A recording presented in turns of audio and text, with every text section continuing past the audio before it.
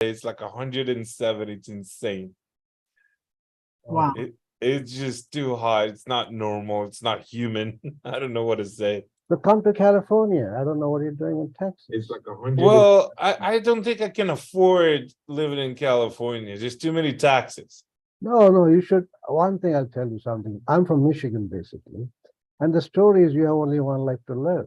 And no matter what you do, the government has a good path to take it away from you, whether it's Texas or LA. But the beauty is if you enjoy the weather, enjoy the life, why not? Who cares for the taxes? As it is, they're going to take it away because they have plans better than we have. Well, I also like my guns more than that. So. I'm with you. All right, let's get this call started. I mean, if people come through, I'll let them in. But anyway, welcome to there we go. Let me just let these people in. All right. Welcome to our call. This is a call that we do weekly. It's a multifamily call, and it's just really, let's talk about multifamily. This is a call that I host every Wednesday. It's at 2 p.m. Pacific Standard Time. And my goal really is I bring special, guest speakers in that are in the multifamily space to share with us like real, the nice, the ugly, the what to look out for in multifamily, especially for those that are interested in investing.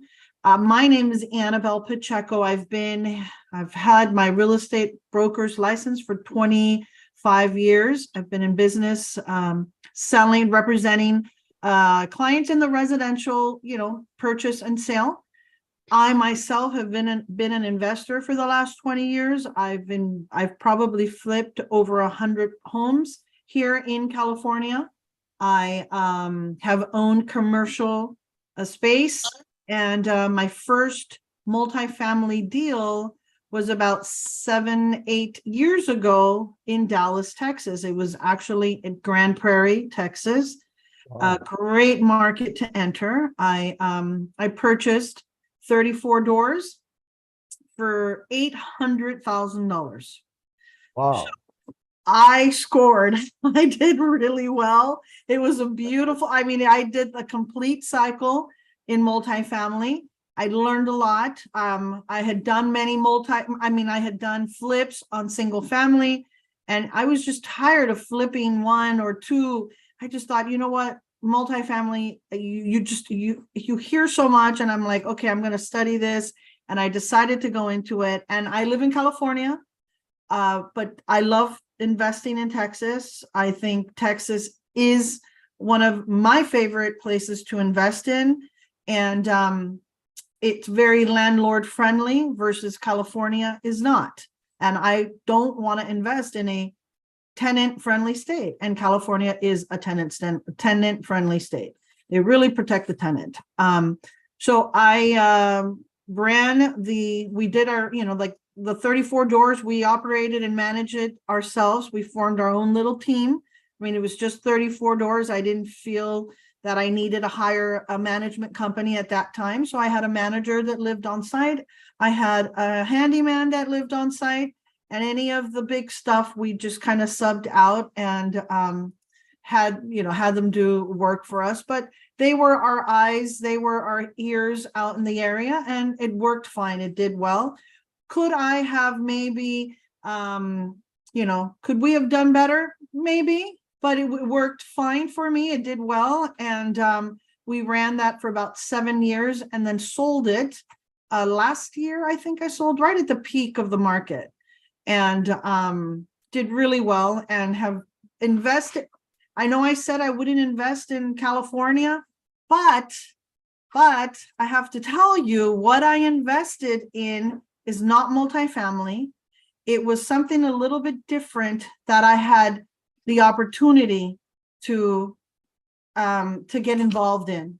And these opportunities sometimes happen, like you're just at the right place at the right time.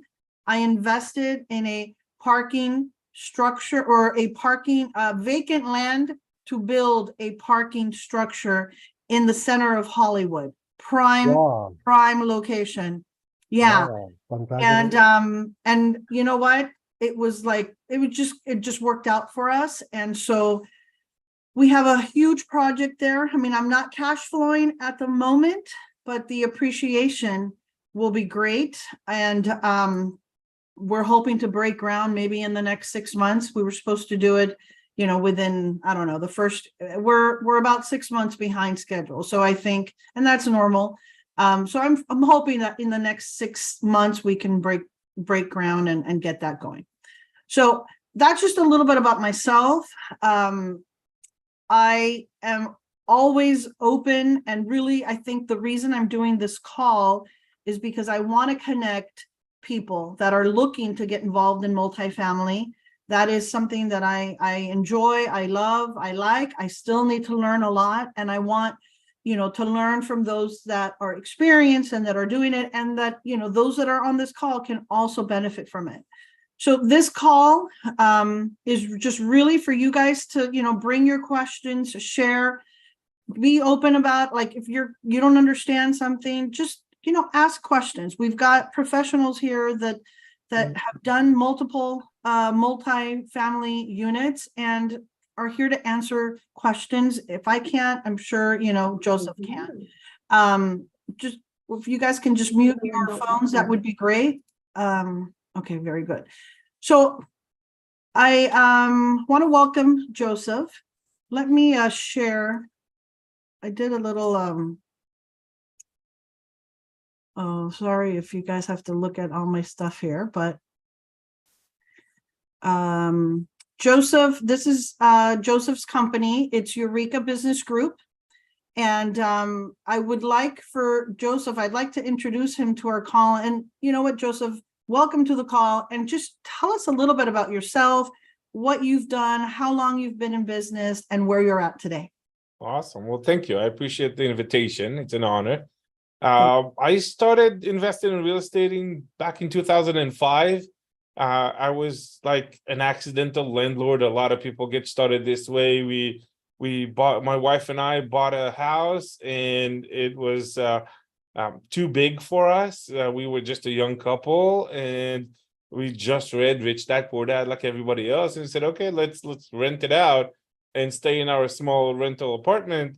And you pay the bills, you pay the mortgage, you pay the taxes, and then there's something left at the end of the month, and you go, there's something into that real estate thing, right? So that's how we got hooked.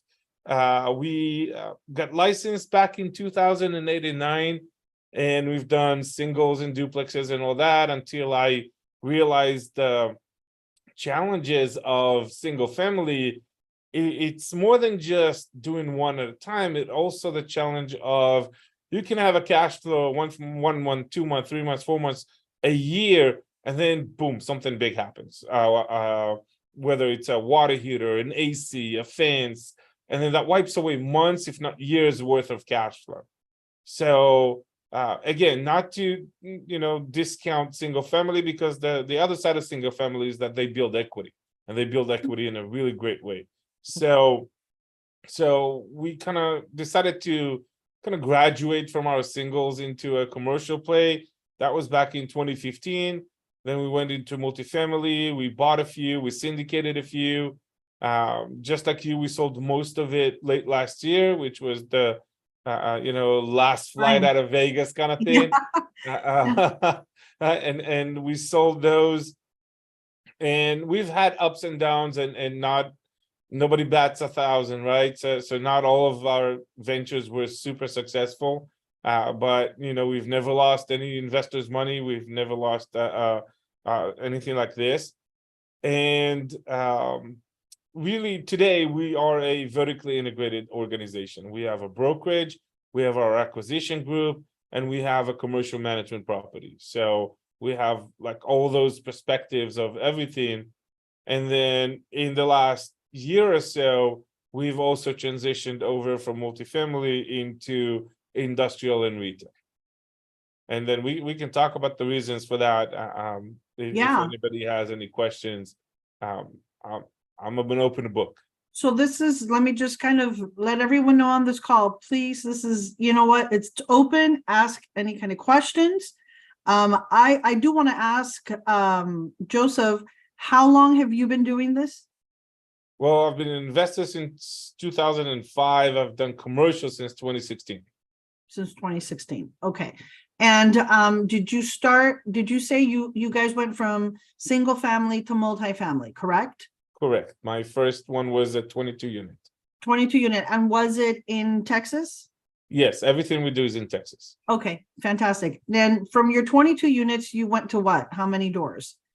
After 22, we bought 102. Then we bought a 97. Then we bought a 236. And somewhere along the way, we also bought a 44 unit. Very nice. And do we you ended up still- with a little bit over 550 units total. Awesome. Now, do you still have the 500 doors? No, we You still sold have. Okay. almost everything except for the original 22. Everything else was sold late last year. Okay, so similar, it was like prime time to cash out and sell, and now these doors, the units that you had, were these syndicated, Yes. all of them? Well, most of them. Okay, You know, I tell people everybody's running towards syndication, but syndication should be last resort. If you correct, can buy it by yourself, like you did, buy it by yourself. You'll get all the benefits, you'll get all the rewards, you'll get all the tax benefits. And you don't have to split the profits. When you Correct. take on investors, you have to give them most of the profits. Right. So we only go to syndication when we run out of dry powder or we want to take on a project bigger than our liquidity. and you know, you brought a good point. I think it's important that everyone understand the difference of investing by yourself into multifamily. Obviously, yes, that would be the best way because you will benefit 100%. However, if you're not looking to be boots on the ground and you're not looking to really be in charge of like maintenance and getting those phone calls, because it's a lot of phone calls when you have 20, 30 doors, okay? Somebody's toilet or I mean, it's constant. If you're not looking to do that, then that's when you partner up and you become a passive investor. So I think I'm in a position where I invested passively. You know, like they say, don't put all your eggs in one basket.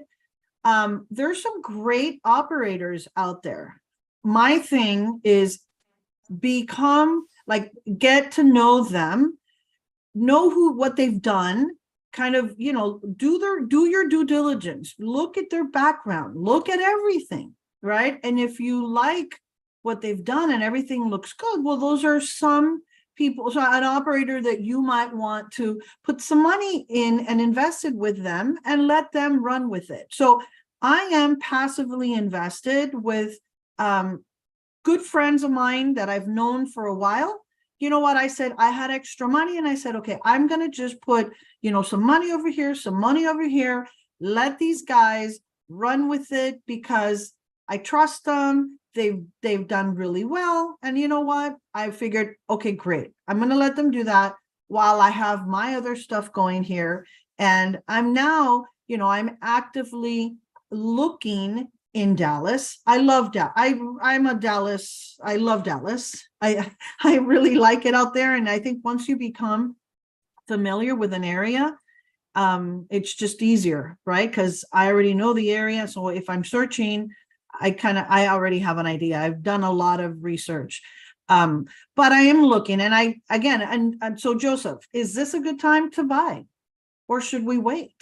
Well, yes and no. So the Okay. question is, what are your goals? Mhm. What happened in the last few years in any major market in Texas, but also in almost any major market across the country, is that we were in the last 10 years, rents were going up 5, 10, 20% year over year. So the valuations just kept rising insanely fast because we value multifamily by doing NOI divided by cap rate. So money was cheap, rents were going up. So NOI was growing. We were growing, like I said, 20%, but inflation was stable, 3%. And so that was pushing your NOI up year over year. Cap rates were compressing because everybody wanted to buy and everybody had access to really cheap money. So valuations went up. Today, we're in a world where that equation flipped. Mhm. So our rents are going flat. Austin is down 2% year over year. Dallas is up maybe 2 or 3%, but nothing like it was in the last few years. But at the same time, inflation is pushing our expenses a lot higher. Now, I know everybody's looking at the CPI and go, oh, it's 4%, 4.5%. Well, we're not buying cottage cheese for the apartment building. We're buying sheetrock and paint, and we're paying labor, and we buy other materials. And all of these materials went up way more than 4% in the last few years. So we're living in a world where even if you have a perfectly stabilized Class A 98% occupancy property, next year it's going to be worth less because your NOI shrinks. Mhm. It's that simple. So you got to know what you're getting into. That's one thing. The name of the game in the next 2 years is going to be controlling your cash flow. Mhm. You're going to have really tight control of every dollar being spent because your income is not going to compensate for it. And again, if you bought 6 years ago, 7 years ago, and you were spending 20-30% more on your expenses than you should have, it's not a big deal because your income would compensate for it and will overcome that gap. Mhm. Those inefficiencies will not survive anymore.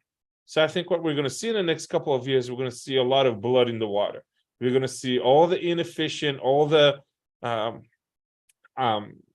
let's call it semi-absentee operators, which we've seen a lot in the world of syndication. We've seen syndications like, well, there's 2 doctors, 2 lawyers, 2 IT engineers, and they're co-GP this thing.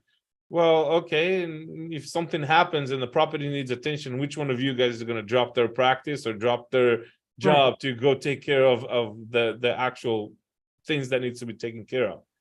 So you got to find a property that you can control the expenses. You got to make sure that everything is tight, everything is efficient, every dollar spent is scrutinized. So the good operators that have, I tell, if you want to look at financials, I tell everybody if they're right now at about 1.6, 1.7 DSCR, they should be fine. If you're below 1.7, 1.6 DSCR, you should sell right now because you're not going to survive the next 2 years. That's just my personal opinion, but based on what I'm seeing in the market. And so do you think because of that we'll find operators that aren't going to be able to pay, right? They're not going to be able to cover, and either I don't know if we'll get to the point of foreclosures, but yes. Do you think we'll find? Do you think we will? First of all, it's already starting. We have access to CoStar, and we track loan notes, and we can see very interesting things that we've never seen in the last 10 years. There are properties right now that are getting on the lender's watch list, and they are 92-93% occupied. And you're looking at it and you go, how come? This is a stabilized property, 93% occupancy.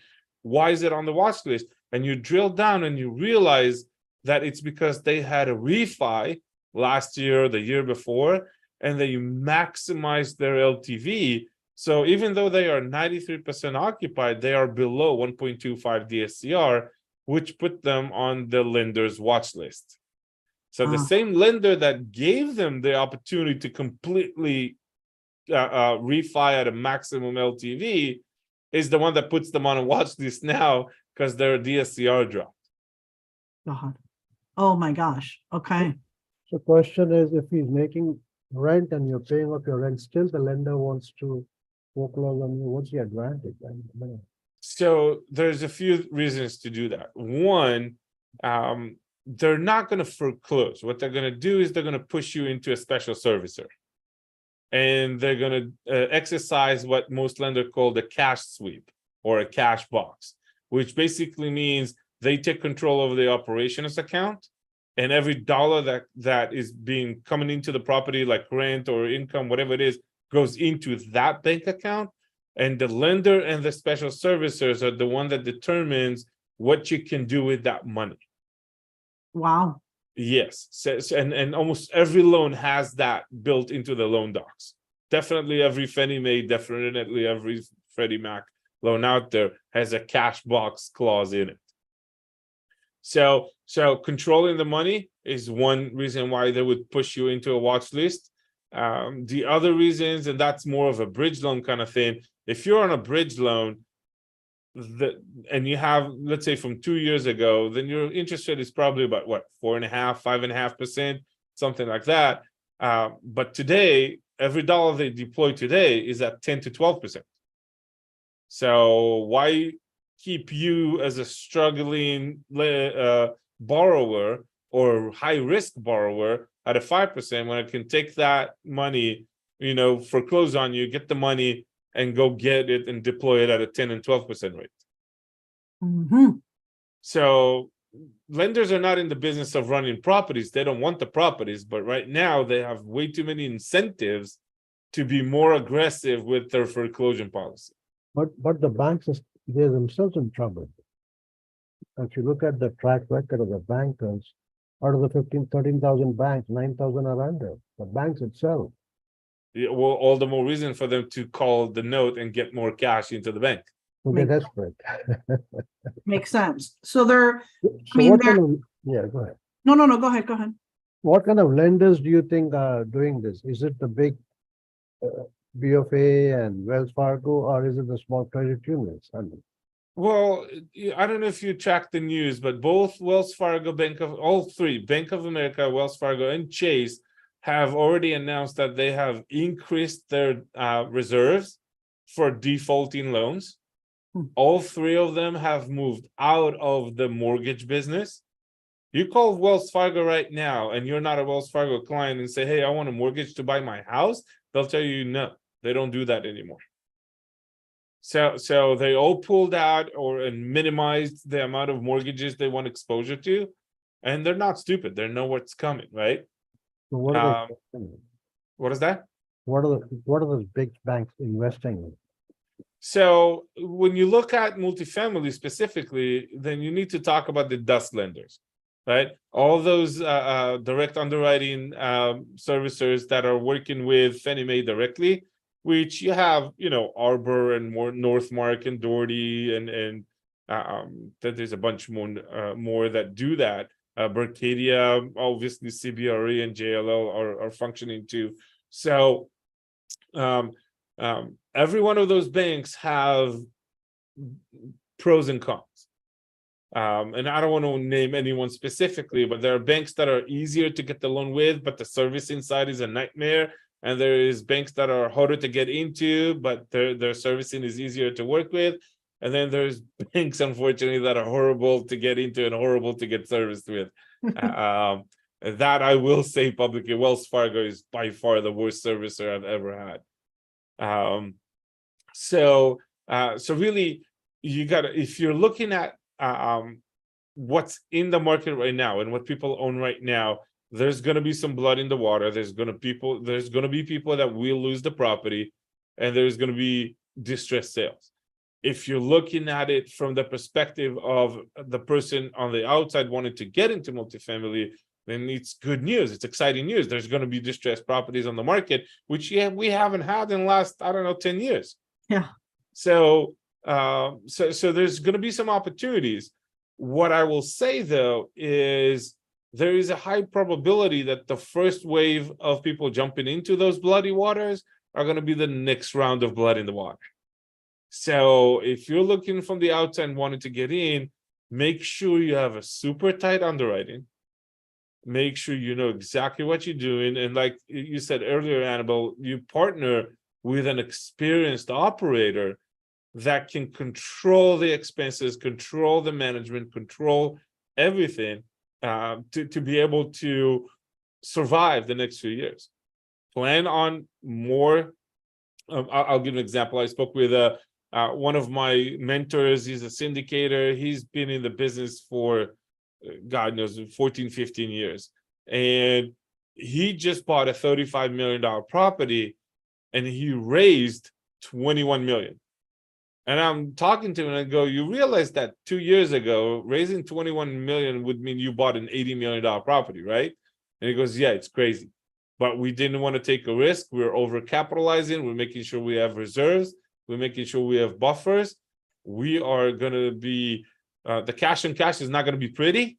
But when we're done flipping this and we're selling it in the next cycle, the IRR is going to be tremendous.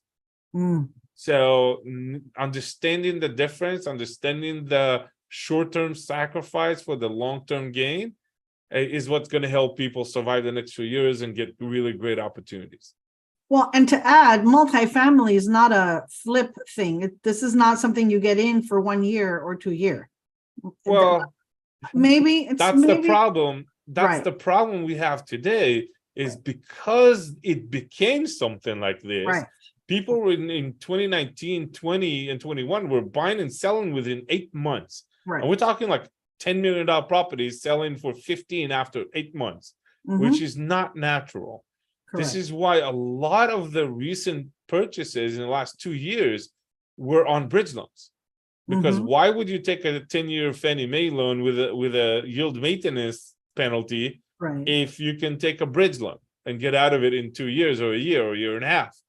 So that's a problem. And all those people that took a bridge loan 2 years ago are the people who right now struggling to refinance those loans because they were banking on a 3.5% Fannie Mae loan, and now it's a 6% Fannie Mae loan. It's a massive difference. Right. Right. That's All very right. good information. So like you rightly said, now that's multifamily. That must be the entire industry, like even triple net and all those shopping centers in the mall. So same thing must be happening there too, because I see malls are getting emptier. So they may be having a similar situation there too. Well, the reason we shifted from multifamily to industrial and retail is what you mentioned, the triple net leases. So the reason multifamily is the hottest thing in the last 10 years is because the rent cycles are short. They're 1 year leases. When you have 1 year leases and the market is charging up, then you can take advantage of that charge every 12 months and increase the rent. But when you have like let's say a shopping center with a Sonic that has a 5-year lease, or if you bought in 2012, you bought a Starbucks with a 10-year lease, you missed on the entire party. So that's why they were not very attractive in the last 5 years. But what happens right now, insurance goes up. I don't know a single commercial property owner in the country that was not hit by at least 20% increase this year. Property taxes are on the run everywhere, especially in no income tax states like Texas. And we mentioned earlier, inflation is causing all of our labor, all of our materials to go up. So when you have a triple net lease, you take all of that risk of rising costs and you transfer it over to the tenant. Taxes went up, it's going on the tenant. Insurance went up, it's going on the tenant. Material, labor, maintenance, it's all going on the tenant. So in the next 5 years, we look at those triple net leases as a shelter from wherever the economies go. And wherever it is, it's not going to be pretty. Wow. Okay. So you guys made the shift to industrial. And retail, yes. And retail. What are you looking like? What are you guys purchasing? What are the numbers? What does it look like? Just to kind of get an idea. Yeah. So the difference between multifamily and the triple net world is if I buy a 6 cap multifamily, it's a 6 cap now, but it can be a 5.5 cap tomorrow because my NOI is shrinking. If I have an unexpected surprise, so for example, when we bought the 102 unit property, 1 year later, and they had 200-gallon commercial water heaters that were less than 2 years old. A year later, they died on us. Oh. It just sucks. It's just bad luck, right? It's 3 years old, right out of warranty. We had to spend $20,000. That's a hit that eats out of your NOI. Even though it's CapEx money, but it's still cash flow. We cannot distribute, right? In a commercial world, I don't have to take that risk. Right. the So 10 if I'm buying a 6.5 or 7 cap commercial real estate, it's going to be 7 cap tomorrow and 7 cap next year and 7 cap next year, because all the increase in cost is being transferred over to the tenants. So we like triple net leases, but we also prefer to find those that have annual increases. And not all of them are having those annual increases. Definitely not the big retail ones like Sonic or Starbucks or something like this. These are all fixed for 3-5 years, and then they have increases every 5 years or so. But we like the ones that have annual increases in 2-3% because they get compounded. So we like those. Prefer on the industrial side, we prefer under 100,000 square foot. So whether it's a flex building or a small industrial 15, 20, 30,000 square foot, flex is kind of like our most, let's say, preferred asset class right now.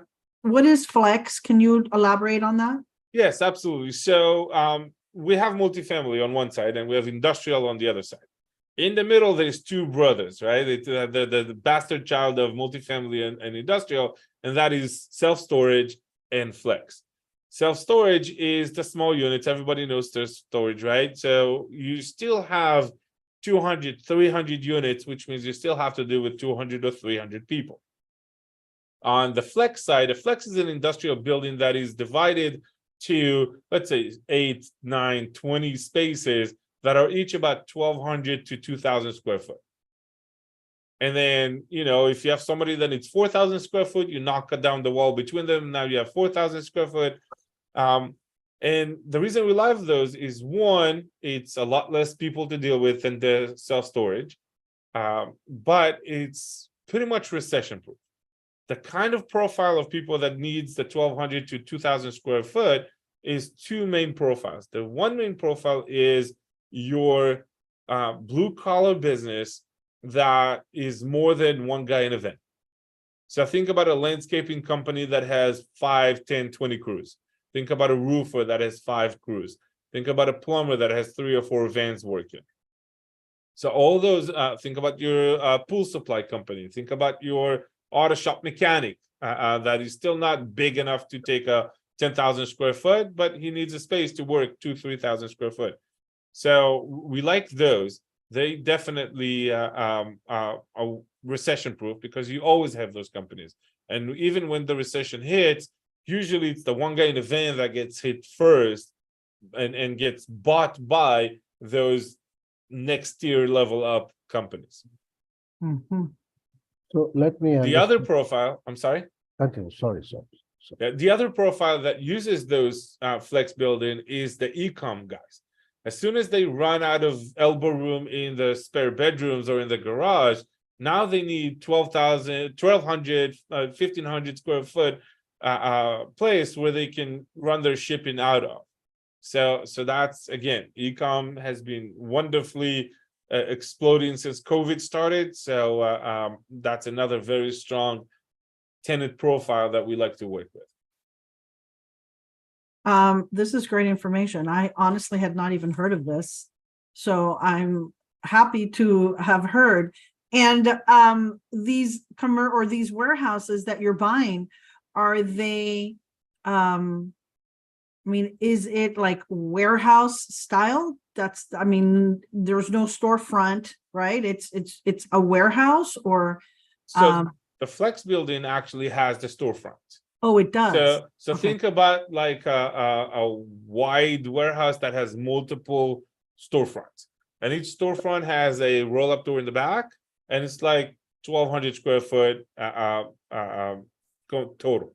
So usually they'll have a little storefront and a little office up front where they'll have the accounts receivable or accounting set up front and the boss. And then the back end is more of a warehouse style where they put their equipment and their inventory and the employees go in and out to work out of. So I'm thinking this, I think now that you're talking, I know, like here, I've seen an industrial park that has units like that, where there's Exactly. a storefront and then the back has a roll-up door or warehouse. I know I have some clients that Exactly. do tapestry, like they do a whole bunch of stuff there. Okay. But Yeah. are you buying the complex or are you buying individual? No, well, it's hard to find locations that are individually titled, so usually you Okay. buy the whole building. The park, okay. How many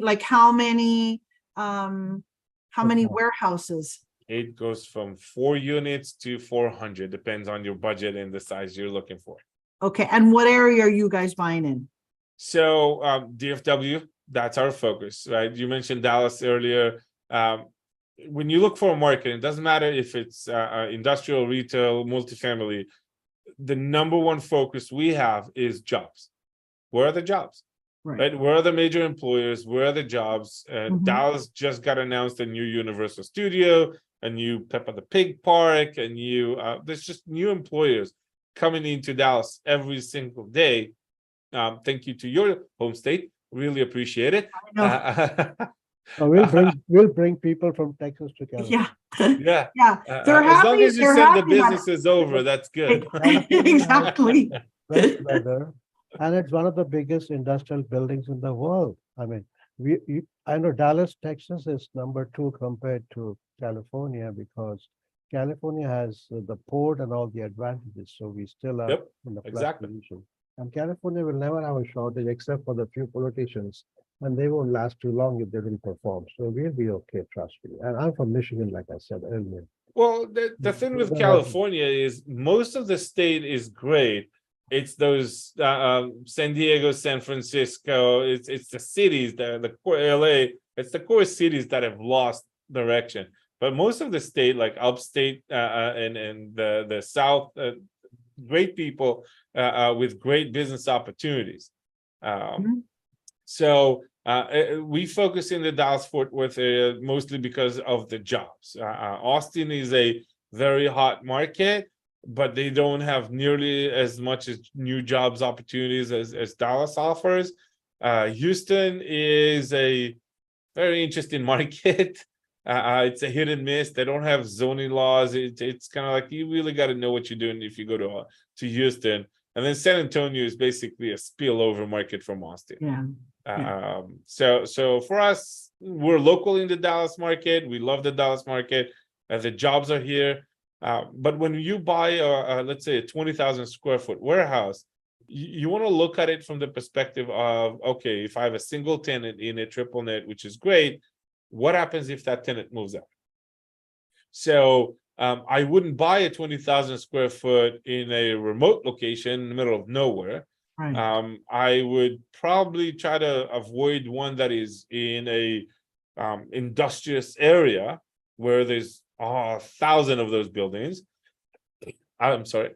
I will try to find one in a landlocked area in the cores in a nicer suburb, northern suburbs of Dallas. That's where I would focus on, because the person that owns that company that needs, let's say, 15,000 square foot, he's going to live in those nice suburbs. So he would be willing to pay more per square foot, so he wouldn't have to drive outside of the city to get that warehouse.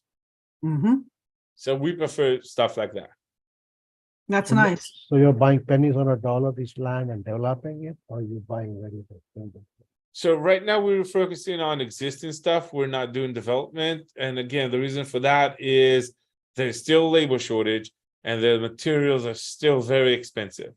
So getting into development right now, unless you already have a lot of experience and you have already done a few projects that you have all the contacts and the discounts that comes with that, I don't know if it's the right time to start a project that you've never done before.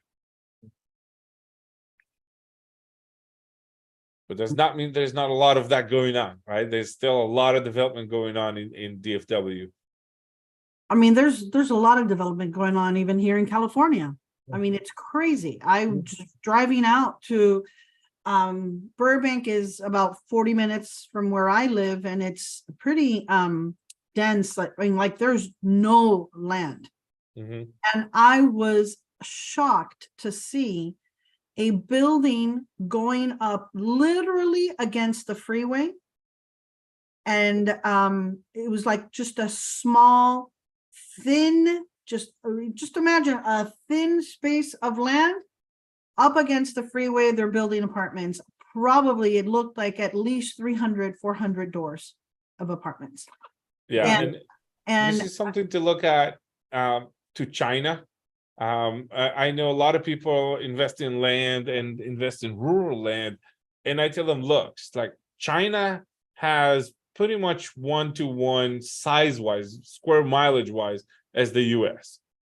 But they have 5 times the population we do. And if you look at the population map of China, they're not flat. They're not all over the land. They still have a ton of vacant land and rural land and agricultural land. They focus on the big cities, right? So this is what's going to happen here too. You see that in New York, they tear down 20,000 square foot buildings so they can put a $2 million, a 2 million square foot building in there. That's really what people like to stay in the core. They like to stay close to each other.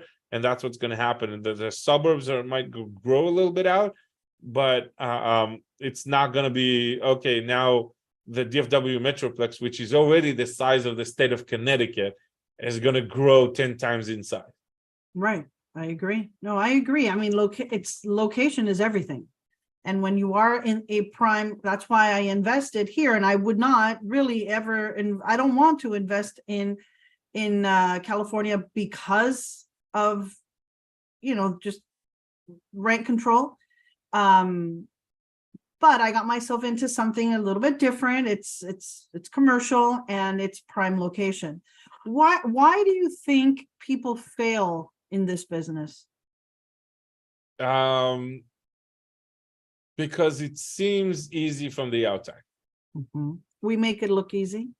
No, No. if you read Rich Dad Poor Dad, Rich Dad Poor Dad tells you everything about the advantages, nothing about the disadvantages. Mhm. Rich Dad Poor Dad doesn't tell you that, that tenant that was there for 6 years leaves the property and it looks like World War III went through that property. Right? I just had a tenant move out of one of our singles, and literally 7 years looks like World War III went through it. There's not a single wall in the property that doesn't have a wall. They managed somehow to break the granite countertops, destroy the cabinets. I'm gonna have to dump $20,000-$30,000 to make this property habitable. Wow. So they don't tell you all those stories. So when you look from the outside, it looks easy. And if you're lucky and you bought a single family and nothing happened yet, it's even easier. And then, well, I have 2-3 single family rentals and they didn't give me any hard time. 30 should be easy. 30 should be just a little bit harder, and it's not. And I think a lot of that comes down to labor. Mhm. Right now, we're in a world where nobody wants to work. Everybody wants to get paid, but they don't want to work. So finding good contractors, good employees, good leasing management, and so on is tough. And if you don't realize that, and if you don't keep control over what's going on, then it's surprisingly it's surprising how fast a 100-unit or 200-unit can spiral down to a 50% vacancy. Surprising. Yeah. But what you said earlier, turning around those bigger properties, it's like you're not turning a speedboat, you're turning a tanker. It's going to take longer and a lot more money than you think. And that's, I think, where people fail a lot, is underestimating the effort and underestimating the capital that's required to turn those things. Yeah, I agree there. And I know a lot of people that have purchased and say, you know what, with cash flow, we'll fix stuff. Can't do it. Impossible. That's the recipe for this to fail. If you're banking on just the cash flow, it's not going to happen. You need to set aside enough reserves for that capital investment. And then, that you have figured out that if you're going to improve on 10 units, okay, by the time you're done with those 10 units, yes, then, that's going to produce X amount of money for you, but you can't bank on, all right, I'll remodel with whatever it is that I make. It won't work. You're also going to lose 3 or 4 on the way while you're doing those 10. Exactly. So someone that's looking to get into the business, what would you say to those people? Like, what would you recommend? Well, here's the reality: is what we do is not rocket science, Mhm. right? All the knowledge is out there. You can watch YouTube videos and you can listen to podcasts and so on. So it's all there. So educate yourself. That's the first thing. The other thing is there's almost no problem in this business that money can't solve. So be well capitalized going into it. If you think you need $1 million, plan for $1.5 million. Just make sure you're well capitalized, because that, like I said earlier, that's a big pitfall. And then lastly is pick your partners. Huge. Mhm. Because you're going to have active partners, the GPs, and you're going to have passive partners that are going to be your LPs, your investors. And pick and choose on both ends. On the active side, make sure everybody's on the same page. Who's doing what? Who's responsible for what?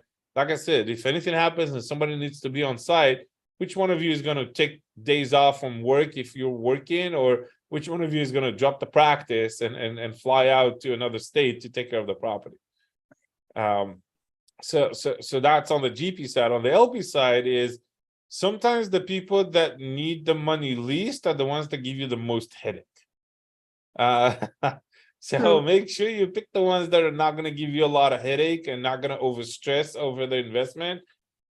Never take money from somebody that's all their savings, because they'll stress, you'll stress, it'll be just a nightmare to deal with, which is why we never done that. And then find the right securities lawyer. If you're going to do syndication, you want to do it right. Well, and one thing that I will say is, if you invest money with someone else, don't expect to get it back fast, because it's not available to you in 6 months or a year. I mean, they've got to work the property. It takes time. I mean, there is no get rich quick program. It's just non-existent. So if you're gonna invest money with someone, just know that it's going to take some time. And I can tell you, I mean, I bought at the right time. I didn't know it was the right time, but I bought at the right time. I worked that property very, very hard. I went out to Texas, to Dallas. I was there a lot. I mean, at the beginning, my husband practically was out there for 3 months while we were remodeling. But we were constantly there until we knew that we had it pretty set, okay, it's smooth, things are running well. And then we weren't, we'd go twice a year just to follow up and make sure things were okay. So it takes time, but it took me, 7 years. We had the property for about 7 years. And then obviously the market, was at a point where it just made sense for us to take advantage and sell. And to be honest with you, our goal was never to sell that. We're like, all right, this will just keep it forever. It'll just cash flow for us, and that's it. But it was just a good opportunity, and I'm sure we'll find something else out there. But thank you for sharing, because I think what you said has been, Question for you, Anna. Like you said, there was a similar situation with a friend of mine. I just met him at a meeting in Orange County. And this gentleman had a 135 units apartment building in Bakersfield. He was from India, like I am, and he wanted to sell this property to start a development. And this meeting club, where we meet, there are brokers, agents, lenders, everybody's there. And I asked him a quick question: how old are you? And he said, I'm 66. I said, how many children? He said, 37 years old, one son. I said, why would you like to start from scratch when you have such good income coming in? He wanted to sell for $33 million. And he looked at my face and he started thinking. Then he walks inside, the meeting starts, and he says, I dropped my idea of selling the complex. Everybody was pissed off at me, but the question I had was, did I do the right thing? It's still haunting me. But at the same time, if the goose lays the golden egg, why kill it? What was the last question? If the goose is making money, it's, when you sell the property, capital gains, and you have to start all over again. But if it's producing, why not keep it? Because I want more. No, I understand. You could have kept it. Well, got some equity. You could have done some creative, I don't know. You know I what? have an answer. Yeah, go Okay, ahead. go ahead. In my long career and experience with all the transactions, mine and our clients, right? I've learned that there is a better benchmark than ROI and ROE and cash on cash. And that benchmark is headaches to returns ratio. True.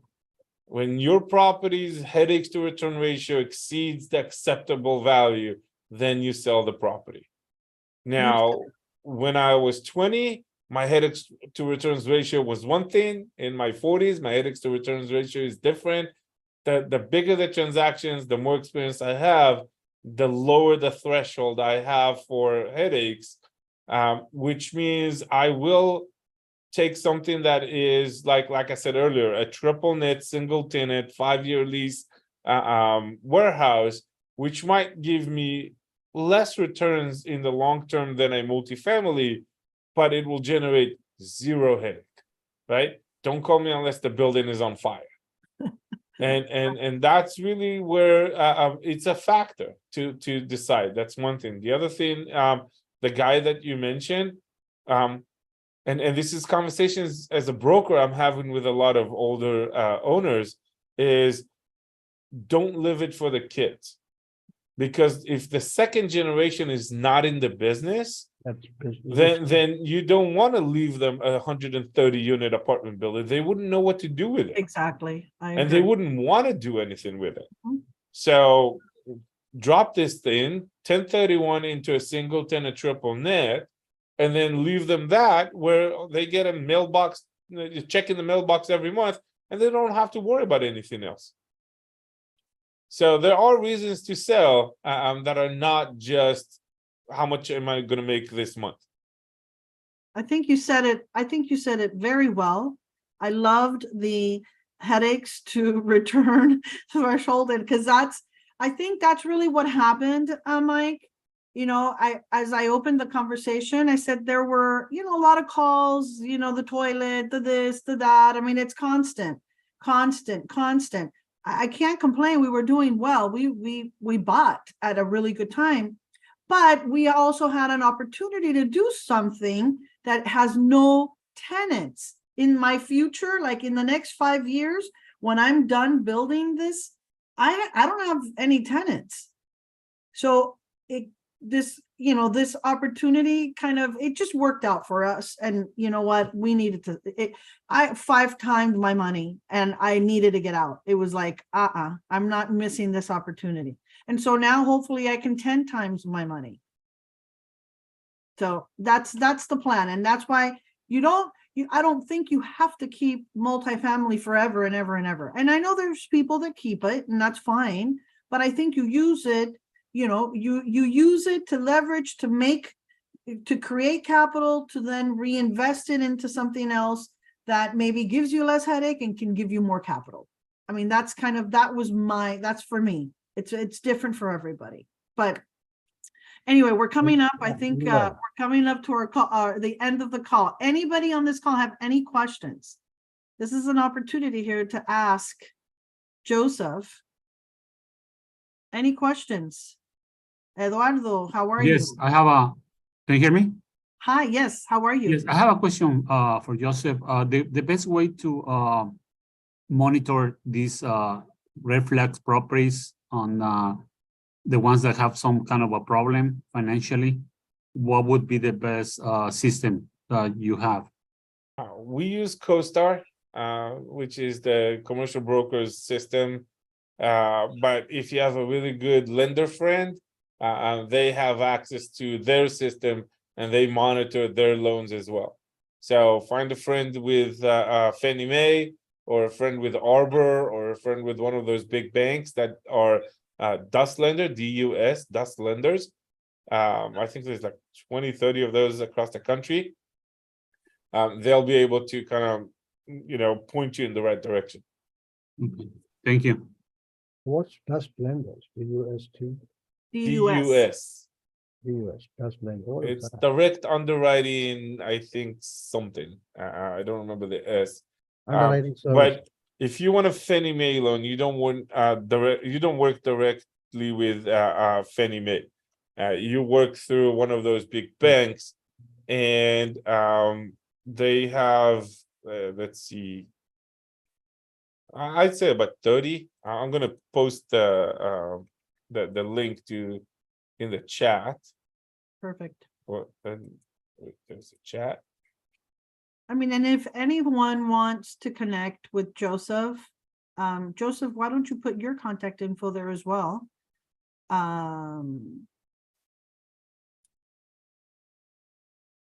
Yep, I just pasted my website. You can find everything over there.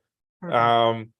And then delegated underwriting and servicing. That's the definition of DUS. But basically, Fannie Mae has designated about 20, 30 of those across the country. If you're not on the list, you cannot do Fannie Mae loans on their behalf. And it's very much like when you go get your home mortgage and there's like FHA. So the government is kind of securing the loan for the bank. Same Mhm. thing. So are you saying that you're saying to use these lenders that are under the DUS? Right, the Well, if you want a DUS Fannie Mae, lenders- you have to use one of those. There's Okay, no yeah. other way to get a Fannie Mae loan. Okay, yeah, Freddie has their own list of lenders as well. okay, But what Eduardo was asking is, how can he get access to red flag watch list, basically? correct. So I said, if you have a friend in any one of those, or if you Right. befriend somebody from one of those, then they have access to tell you who's got the red flags on them or not. Got it.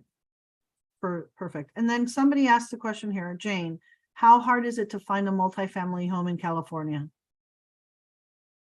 Well, that depends Um, on what do you define multifamily. If you're looking at a 2 to 4, there's a bunch of them. If you're Yeah. looking at something bigger, they get really expensive really fast. Yeah, it has to make sense, Jane, financially.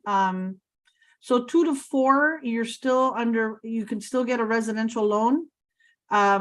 4 plus, like 5 units plus, you have to get a Commercial loan. commercial loan. Sorry, my brain. You got to get a commercial loan.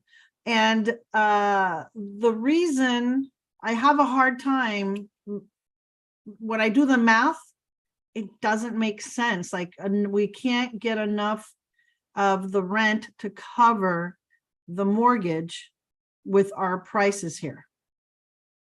Does that make sense?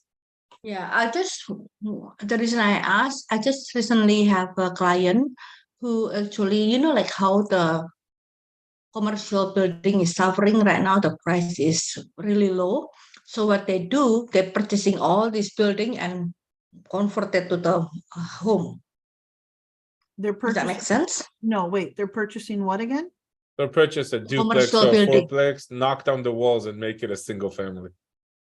Oh, no. A commercial building, and then they have to, they purchase it and then they change it to the homes, to the family home, the single home or multi-family, I don't know. But they said that what they need is only go to the city and change the zoning and make it as a home. Yeah, one of They're the biggest turning- challenge. I'm sorry, you're Okay. saying they're turning units into a home? No, converting Commercial. commercial to multifamily, Yes. I don't know how. like I an don't know. office, like an Yeah. office building or a. Yes. That's Because they doable. say it's been so cheap.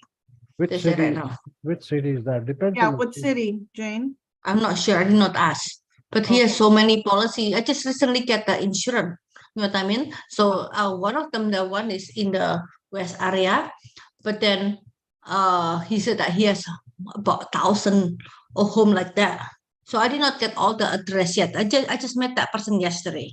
Okay, well, it'd be good to find out, like, get an address just to search to see what it is that they have and what they've done. Well, Okay. it's doable. The challenge in California specific is you're gonna have to go through a lot of red tape. Yes. And I wouldn't buy any residential in California ever because of the rent control initiatives. Whatever you guys have right now, they have worse initiatives in the pipeline. Yeah. So I wouldn't get anywhere residential in California. So what is your best state that you usually invest right now? So if you'll go to Google and just do landlord friendly states, and find those. Yep. Texas, Florida, there's a bunch of them that are Ohio, they're landlord friendly. I think Missouri, Alabama, a lot of them, or North Carolina, they're very landlord friendly. If they're tenant friendly, that means it's going to be really, really hard to evict the tenant when they don't pay. Right. And a lot of them have what we call professional tenants that know how to game the system. Understand. Thank you so much. Yeah. All right. Very, very, any last questions? We're good? Yeah, All thank right. you. Those are good information. I appreciate it. Joseph's info is there. His website is right there. You can click on that. Do you see it? www.ebgtx.com. Okay. Thank you. ebgtx.com. Yeah, Awesome. feel free to send me an email, send me a text message, give me a call. I'll be happy to help. Thank you so much. I appreciate you coming on and sharing just valuable information, and hopefully you have inspired someone on this call to go out there and do something wherever it is that you want to do it. But you know, hopefully you guys have been inspired by this. Were you Yeah, going to we- say something? Yes, thank you. Thank you. All righty. Thank you, Joseph. Thank you so very much. much. And remember, everyone, make sure to follow me on YouTube, just so that way you guys get notified when we do these. And these calls are every Wednesday, 2 p.m. It's Pacific Standard Time. Thank you guys for joining me. And next week, we've got another great guest speaker who's going to be talking about multifamily. She's from Alabama, and all they're buying is multifamily. So come on back. Take care, everyone. Thank you, Annabelle. Joseph.